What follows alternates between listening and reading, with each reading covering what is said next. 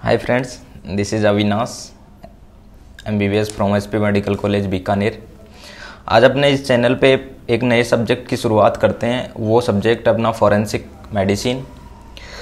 Forensic medicine university point of view से important तो है ही, इसके अलावा एक डॉक्टर की आगे की लाइफ के लिए भी बहुत इंपॉर्टेंट सब्जेक्ट है। तो आइए अपन शुरुआत करते हैं। अपन जो इस सब्जेक्ट में पढ़ेंगे वो सफिशिएंट होगा MCQ के लिए भी और यूनिवर्सिटी एग्जाम्स के लिए भी। तो आइए शुरुआत करते हैं। सबसे पहला चैप्टर अपना और सबका favourite chapter, sexual offences. Sexual offences को अपन डिवाइड करते हैं 3 पार्ट में। किस बेस पे डिवाइड करते हैं कि पेनिट्रेशन है या नहीं है। तो पहला सेक्सुअल ऑफेंस होता है नेचुरल सेक्सुअल ऑफेंस, दूसरा होता है अननेचुरल सेक्सुअल ऑफेंस और तीसरा होता है सेक्सुअल परवर्जन या जिसको पैराफिलिया भी बोलते हैं। तो पहला है natural sexual offence. Natural sexual offence का मतलब है natural route, by natural route. Peno vaginal penetration इसमें मिलेगा अपने को, पीनो वेजाइनल पेनिट्रेशन। ठीक है, इसमें कौन कौन आएंगे? पहला आएगा रेप, इसके अलावा इंसेस्ट, एडल्ट्री। ये 3 टाइप के नेचुरल सेक्सुअल ऑफेंस है, रेप, इंसेस्ट एंड एडल्ट्री। ठीक है। सेकंड है unnatural sexual offence, unnatural route, by anus, by urethra, by mouth. ठीक है, तो ये अननेचुरल बाय अननेचुरल रूट होंगे। तो पहला है इसमें सोडोमी, दूसरा है बेस्टियलिटी, तीसरा है लेस्बियनिज्म, चौथा है बक्कल कोइटस। अब आगे अपन एक एक को पढ़ेंगे, एक्सप्लेन करेंगे सभी को। तीसरा सेक्सुअल क्लासिफिकेशन है सेक्सुअल परवर्शन, जिसको अपन पैराफिलिया भी बोलते हैं। इसमें किसी भी प्रकार का इंटरकोर्स नहीं होता। ठीक है, no sexual intercourse, sexual gratification by any other means और मेथड। ठीक है, तो आइए आगे अपन एक एक को करके देखते हैं। सबसे पहले लेते हैं अपन natural sexual offence. Natural sexual offence में सबसे पहले रेप। ठीक है, रेप, एक पॉइंट आप याद रखना कि रेप की डेफिनेशन है वो एक लीगल डेफिनेशन है, वो मेडिकल डेफिनेशन नहीं है। ठीक है, तो डेफिनेशन किसके अंदर आती है? तो सेक्शन 375 IPC के अंडर रेप की डेफिनेशन आती है। ठीक है, सेक्शन 375 IPC। ठीक है, तो इसकी डेफिनेशन कैसे होगी? इसके कुछ पॉइंट्स हैं। सबसे पहला पॉइंट है, अगर penis into vagina, urethra, anus और माउथ को पेनिट्रेट करता है, मतलब पिनो वेजाइनल इंटरकोर्स हो सकता है, पेनिस पेनिट्रेट कर सकता है यूरिथ्रा को या फिर एनस को या फिर माउथ को, तो अपन उसको बोलेंगे रेप। इसके अलावा object into vagina, urethra, anus और माउथ, अगर कोई भी ऑब्जेक्ट को अपन पेनिट्रेट कराते हैं वेजाइना में, यूरिथ्रा में, एनस में या माउथ में, तो वो भी रेप की डेफिनेशन के अंडर आएगा। तीसरा है any part of body into the vagina, urethra, anus और माउथ, सॉरी माउथ नहीं आएगा इसमें, any part of body into the vagina, urethra and anus. ठीक है। चौथा है application of mouth to vagina, urethra और एनस। ठीक है, तो ये 4 चीजें हैं, penis into vagina, urethra, anus and mouth, object into vagina, urethra, anus and mouth. ठीक है, any part of body into the vagina, urethra and anus, application of mouth to vagina, urethra और anus. अब इसमें कुछ चीजें और जोड़ी जाती है। अगर ये सभी act, these act done against her will, अगर कोई भी फीमेल है उसकी विल के, मतलब उससे जबरदस्ती करके आपने ये सब काम किए। इसके अलावा विदाउट हर कंसेंट, आपने कोई कंसेंट नहीं ली, आपने कंसेंट ली लेकिन आपने उसको डरा कर धमका कर कंसेंट ली, कंसेंट ड्यू टू फियर। तो पहला है against her will, without her consent, consent due to fear. आपने कंसेंट ली लेकिन किसी फ्रॉड तरीके से कंसेंट ली।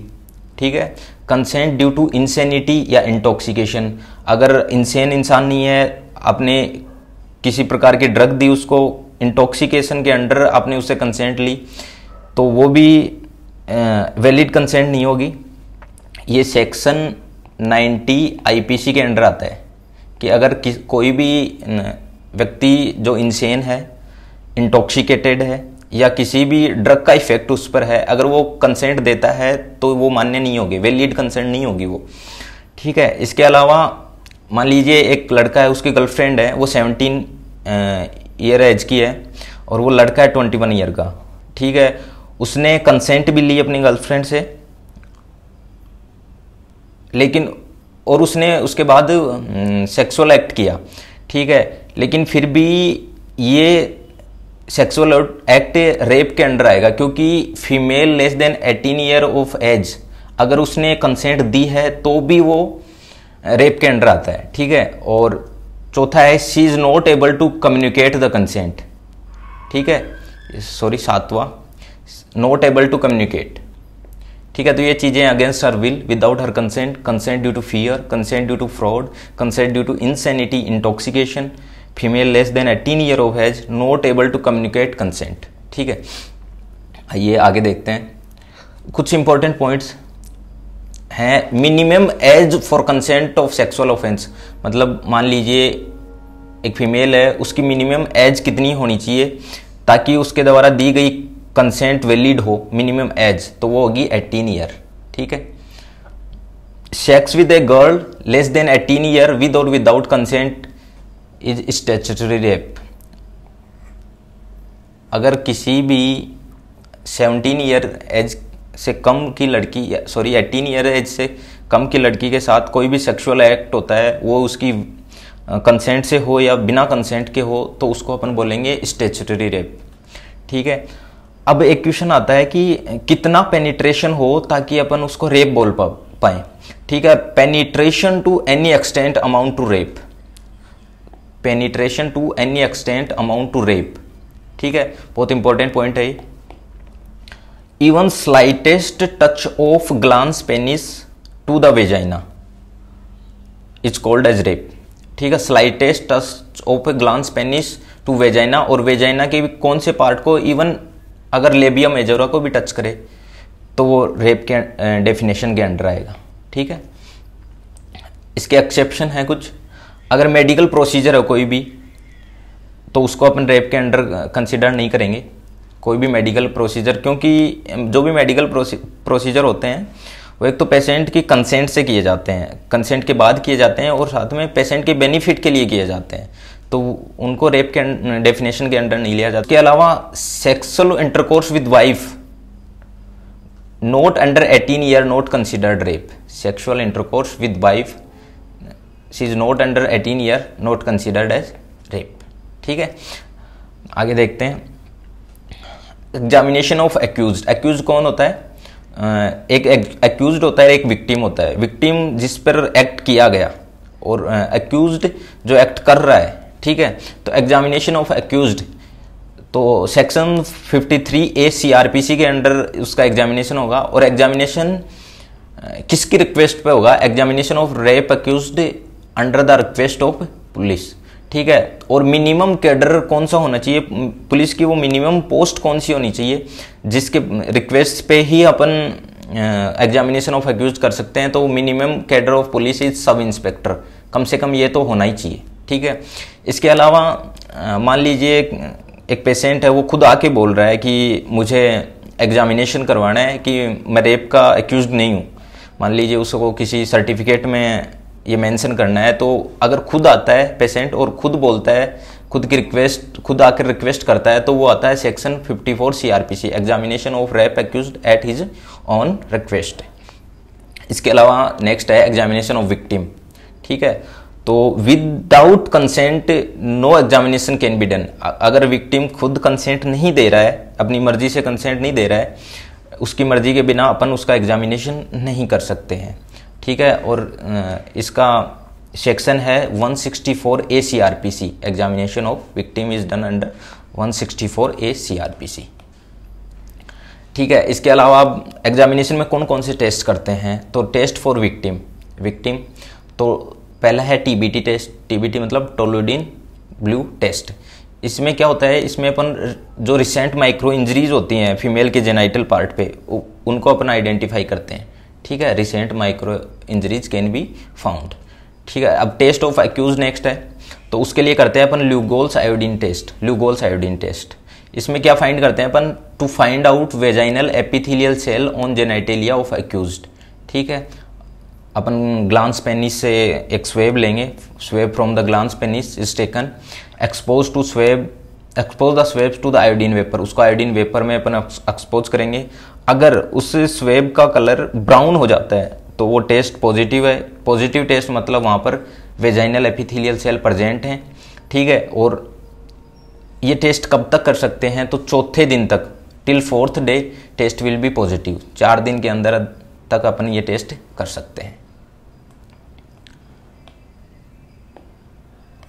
ठीक है, देखिए डेफिनेशन ऑफ रेप देता है section 375 IPC. Punishment of rape आता है सेक्शन 376 आईपीसी के अंडर, और मिनिमम 10 ईयर इम्प्रिजनमेंट, मतलब कम से कम 10 साल की जेल आपको हो सकती है। ठीक है, अब सेक्शन 376 आईपीसी के कुछ पार्ट्स हैं, अलग अलग कंडीशन में, किस किस कंडीशन में रेप हुआ उसके लिए।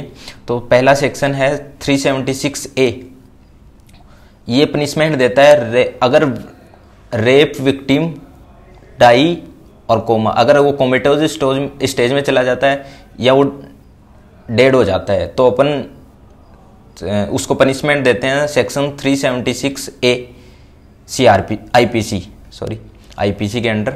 सेकंड है सेक्शन 376AB, ये पनिशमेंट देता है rape of a female less then 12 year. अगर किसी भी 12 ईयर से कम की बच्ची के साथ रेप होता है तो उसका पनिशमेंट सेक्शन 376AB के अंडर आता है।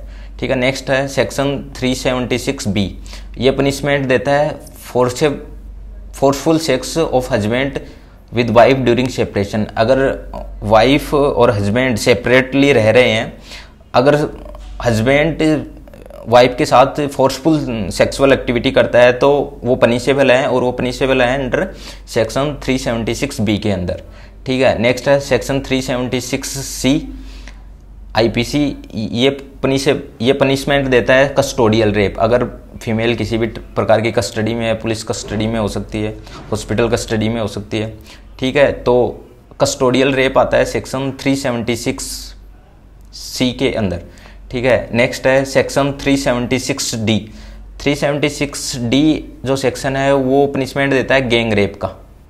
ठीक है, गैंग रेप का। और अब गैंग रेप डी के 3 पार्ट हैं अलग अलग, 2 पार्ट हैं। सेक्शन 376D, ठीक है, तो 376DA, इसमें ये पनिशमेंट देता है अगर gang rape of a female less then 16 year, अगर किसी 16 साल से कम की लड़की के साथ गैंग रेप होता है तो उसका पनिशमेंट आता है सेक्शन 376DA के अंदर। ठीक है, 376DB पनिशमेंट देता है gang rape of a female less then 12 year, अगर किसी 12 साल से कम एज की लड़की के साथ गैंग रेप होता है तो वो सेक्शन 376DB के अंदर आता है। ठीक है, लास्ट है सेक्शन 376E, ये पनिशमेंट देता है रिपीट ऑफेंडर। रिपीट ऑफेंडर कौन होता है कि जिसने पहले से सेक्सुअल एक्टिविटी कर रखी हो, उसके लिए वो पनिश्ड हो गया हो, उसने फिर से इस प्रकार का ऑफेंस किया हो, किसी भी प्रकार का सेक्सुअल ऑफेंस किया हो, तो वो रिपीट ऑफेंडर आएगा, और वो आएगा सेक्शन 376E के अंदर। ठीक है, अब नेक्स्ट है रेप, यहाँ पे खत्म होता है। इसके आगे आता है सेकंड वाला एडल्ट्री। एडल्ट्री किसको बोलते हैं? अगर कोई भी आदमी सेक्सुअल इंटरकोर्स करता है किसके साथ, कोई भी दूसरी मैरिड वुमेन के साथ, उसकी वाइफ के अलावा दूसरी मैरिड वुमेन है उनके साथ, a man having sexual intercourse with another married women, तो वो क्या कहलाएगा कि एडल्ट्री कहलाएगा। ठीक है, पहले क्या था कि एडल्ट्री वो पनिशेबल थी। ठीक है, वो किसके अंडर पनिशेबल थी? 497 आईपीसी के अंदर। ठीक है, लेकिन अभी सुप्रीम कोर्ट के नए रूल्स आए हैं कि एडल्ट्री इज नॉट पनिशेबल। ठीक है, अभी पनिशेबल नहीं है, it can not be a criminal offence. ठीक है, लेकिन it will be remain A ground for divorce.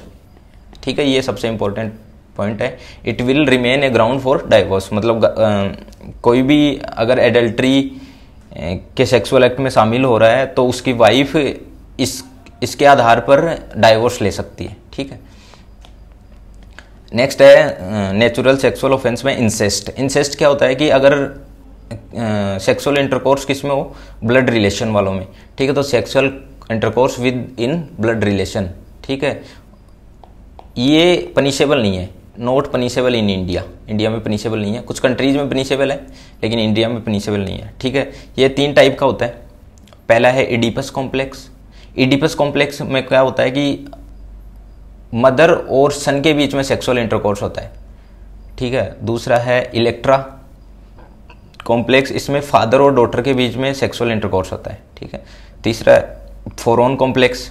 फोरॉन complex ये होता है ब्रदर और सिस्टर के बीच में अगर सेक्सुअल एक्टिविटी हो तो उसको बोलते हैं Pharaoh complex. Oedipus mother and son, Electra father and daughter, Pharaoh complex brother and sister के बीच में। एक इंपॉर्टेंट पॉइंट, अगर फादर सेक्सुअल इंटरकोर्स करता है डॉटर के साथ लेकिन बिना किसी कंसेंट के, विदाउट हर कंसेंट, तो वो क्या होगा, पनिशेबल होगा, ठीक है। आइए अब सेकंड पार्ट पे चलते हैं, अननेचुरल सेक्सुअल ऑफेंस, ठीक है। अननेचुरल सेक्सुअल ऑफेंस मतलब by unnatural road, there is no peno vaginal penetration, ठीक है, पीनो वेजाइनल पेनिट्रेशन, ठीक है। पहला इसमें लेस्बियनिज्म, ट्राइबेडिज्म। लेस्बियनिज्म का दूसरा नाम है ट्राइबेडिज्म। ये क्या होता है कि अगर सेक्सुअल इंटरकोर्स या सेक्सुअल एक्टिविटी किसके बीच में हो, होमोसेक्सुअलिटी बिटवीन 2 फीमेल, दो फीमेल के बीच में हो, ठीक है, तो उसमें एक तो एक्टिव पार्टनर होगा, एक पैसिव पार्टनर होगा। तो एक्टिव पार्टनर को उसमें बोलेंगे डाइकी, ठीक है, डाइकी, और पैसिव पार्टनर को बोलेंगे फेमी, ठीक है। इंपॉर्टेंट पॉइंट है। Lesbianism, tribadism, homosexuality between 2 female, active partner is called as dyke and passive partner femme, ठीक है। नेक्स्ट है बक्कल कोइटस, या उसको सिनोप गुमोरा भी बोलते हैं या ओरल सेक्स भी बोलते हैं, ठीक है। और इसमें ओरल स्टिमुलेशन ऑफ पेनिस, अगर पेनिस का ओरल स्टिमुलेशन करते हैं तो उसको बोलते हैं फेलेशियो, और अगर ओरल स्टिमुलेशन ऑफ वेजाइना हो तो उसको बोलते हैं कनीलिंगस, ठीक है। इंपॉर्टेंट पॉइंट है फेलेशियो एंड कनीलिंगस, वाइवा के पॉइंट ऑफ व्यू से ये इंपॉर्टेंट पॉइंट है। नेक्स्ट अननेचुरल सेक्सुअल ऑफेंस है सोडोमी, जिसको अपन बगरी भी बोलते हैं, बर्जरी, और ग्रीक लव, ठीक है। इसमें क्या होता है, इसमें पेनाइल एनल इंटरकोर्स होता है, ठीक है, पेनाइल एनल इंटरकोर्स, ठीक है। इसमें अगर पेसिव एजेंट एल्डर पर्सन हो, passive agent is elder person, then it is called as gerontophilia, ठीक है। When the passive agent is child then it is called as paederasty, ठीक है।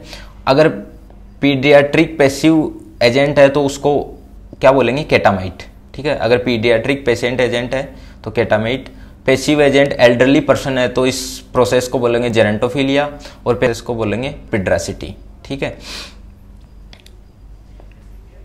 अगर सोडोमी या ग्रीक लव कंसेंसुअल हो between 2 adult तो ये पनिशेबल नहीं है, लेकिन अगर किसी माइनर के साथ किया जाए तो ये पनिशेबल है, ठीक है। इंपॉर्टेंट पॉइंट है, अगर किसी माइनर के साथ किया जाए तो पनिशेबल है, ठीक है। फोर्थ वन है बेस्टियलिटी, ठीक है। Bestiality sex with lower animal, sex with lower animal, बी से अपन याद रख सकते हैं, हिंदी में याद रखें तो बकरी, ठीक है, बी फॉर बकरी, तो बकरी मतलब एनिमल्स आ गए, शिप, गोट, काऊ, गोट, बकरी, ठीक है। अब नेक्स्ट है सेक्सुअल परवर्शन, पैराफिलिया। इसमें किसी प्रकार का सेक्सुअल इंटरकोर्स नहीं होता है, ठीक है। इसमें किसी और मेथड से जो इंसान होता है वो सेक्सुअल ग्रेटिफिकेशन लेता है, तो इसके बहुत से मेथड हैं, तो आइए एक एक करके उनको देखते हैं सबको। पहला है सैडिज्म। इसमें क्या है, अगर व्यक्ति है जो मैन है वो अपनी पार्टनर को इन्फ्लिक्ट करता है पेन से, sexual gratification by infliction of pain, मतलब अगर वो अपनी वाइफ को या पार्टनर को पीटता है, वाइफ तो नहीं बोलेंगे, पार्टनर को बोलेंगे, ठीक है, अगर वो उसको पीटता है तो सेक्सुअल ग्रेटिफिकेशन उसको मिलता है, इसको बोलेंगे अपन सैडिज्म, ठीक है, sexual gratification by infliction of pain, ठीक है। मैसोचिज्म, ये इसका अपोजिट होता है, ठीक है। इसमें क्या होता है, sexual gratification by suffering of pain. ठीक है, मान लीजिए एक मैन है, ठीक है, वो अपनी पार्टनर को पीट रहा है, तो उसके पार्टनर सेक्सुअल ग्रेटिफिकेशन प्राप्त कर रही है, कैसे, पेन से सफ़र करके। ठीक है। थर्ड वन है बॉन्डेज। बॉन्डेज क्या होता है, सैडिज्म और मैसोचिज्म को दोनों को मिला दें तो वो बॉन्डेज हो जाता है। ठीक है। चौथा है एक्जिबिनिज्म। ठीक है, इसमें क्या आता है कि अगर कोई व्यक्ति अपने प्राइवेट पार्ट्स को पब्लिक प्लेस में दिखा रहा है, ठीक है, और ये पनिशेबल है, showing private part two eight public place and it is punishable. ठीक है। फिफ्थ वन इज वोयरिज्म, इसको अपन पीपिंग टॉम भी बोलते हैं, स्कोटोफिलिया भी बोलते हैं। ठीक है, वोयरिज्म, पीपिंग टॉम और स्कोटोफिलिया। ठीक है। इसमें क्या होता है कि by watching the private act of female, मान लीजिए कोई लड़का है, वो किसी फीमेल के प्राइवेट एक्ट, लाइक वो बाथरूम में है, कपड़े चेंज कर रही है, ठीक है, अगर वो उसको देख रहा है तो वो आता है वोयरिज्म या पीपिंग टॉम के अंदर। ठीक है। और ये पनिशेबल है अंडर सेक्शन 354 IPC। ठीक है, इंपॉर्टेंट पॉइंट, वाइवा का बहुत इंपॉर्टेंट क्वेश्चन है ये, फॉरेंसिक के वाइवा का बहुत इंपॉर्टेंट क्वेश्चन है, याद रखिए इसको। Next one is frotteurism. ठीक है, फ्रोटूरिज्म क्या होता है कि by rubbing the private parts of the female. ठीक है, अगर कोई किसी प्रकार का सेक्सुअल ग्रेटिफिकेशन अपन प्राप्त करते हैं, और कैसे प्राप्त करते हैं, प्राइवेट पार्ट्स ऑफ फीमेल को रब करके। ठीक है, इसमें जेनाइटल पार्ट्स इन्वॉल्व नहीं होते, प्राइवेट पार्ट्स। ठीक है, और ये पनिशेबल होता है। ठीक है। इसके अलावा आता है सेवंथ ट्रांसवेस्टिज्म, इसको योनिज्म भी बोलते हैं। ठीक है, इसमें क्या होता है कि जो है कोई भी लड़का वो सेक्सुअल ग्रेटिफिकेशन, या लड़की सेक्सुअल ग्रेटिफिकेशन कैसे प्राप्त करती है, wearing the dress of opposite sex, दूसरे सेक्स मतलब अपने से अपोजिट सेक्स की ड्रेस पहनती है। मोस्ट कॉमनली ये मेल्स में मिलता है। ठीक है। ठीक है। Next one is necrophilia. नेक्रो मतलब डेड, नेक्रो मतलब होता है डेड। ठीक है। फिलिया तो sex with dead bodies is called as necrophilia. ठीक है, और ये पनिशेबल है। ठीक है, और पनिशेबल किसके अंडर है, सेक्शन 297 IPC के अंदर। ठीक है, सेक्शन 297 IPC के अंदर। ठीक है। Next one is coprophilia. Coprophilia का होता है sexual gratification by sight of faeces. Sight of faeces, इससे मिलता जुलता है urophilia, sexual gratification by sight of urine. ठीक है, ये इंपॉर्टेंट पॉइंट है। Next one ipsation onanism. Ipsation और onanism, sexual gratification by masturbation. ठीक है, और पब्लिक इप्सेशन इज पनिशेबल। अगर कोई व्यक्ति पब्लिक प्लेस में इप्सेशन या मैस्टरबेशन करता है तो वो पनिशेबल होगा। ठीक है। Next one and important is Bobbitt syndrome. ठीक है, वाइवा का इंपॉर्टेंट क्वेश्चन है। ठीक है, sexual gratification by cut the genital of male partner. Female क्या होती है, वो जेनाइटेलिया जो भी होते हैं मेल पार्टनर को, उनको कट कर देती है, तो उसको सेक्सुअल ग्रेटिफिकेशन मिलता है। ठीक है, तो female cut the genitalia of male partner. ठीक है। Next one is lust murder. ठीक है, लस्ट मर्डर में क्या होता है कि sexual gratification by killing the partner, partner को मार देते हैं इसमें। ठीक है, ये तो बहुत डेंजरस टाइप का सेक्सुअल ग्रेटिफिकेशन है। ठीक है, और last one is sexual asphyxia. ये कॉमनली मेल्स में मिलता है। ठीक है, इसमें कई बार डेथ भी हो जाती है। ठीक है, पेशेंट जो होता है वो अपने नेक को प्रेस करता है, जिससे उसको आगे की कुछ प्रोसेस होती हैं, अपन दूसरे टॉपिक में पढ़ेंगे उसको। ठीक है, फाइनली उसको सेक्सुअल ग्रेटिफिकेशन प्राप्त होता है, लेकिन कई बार क्या होता है कि वो उस कंप्रेशन को वापस हटा नहीं पाता है, तो उसकी डेथ भी हो जाती है कई कंडीशन में। ठीक है, तो ये था अपना पहला वीडियो, आशा करते हैं बहुत अच्छा लगा होगा आपको। ठीक है, आगे अपन ऐसे ही पढ़ते रहेंगे। आपने बहुत ही इत्मीनान से मुझे सुना, तो आपके बहुत बहुत धन्यवाद। और सर मेहनत करते रहिए, क्योंकि आपने जो हार्ड वर्क किया है वही मैटर करता है। कहते हैं कि there are no secrets to success, it is the result of preparation, hard work, learning from the failure. ठीक है, तो सर पढ़ते रहिए, मेहनत करते रहिए। Thank you.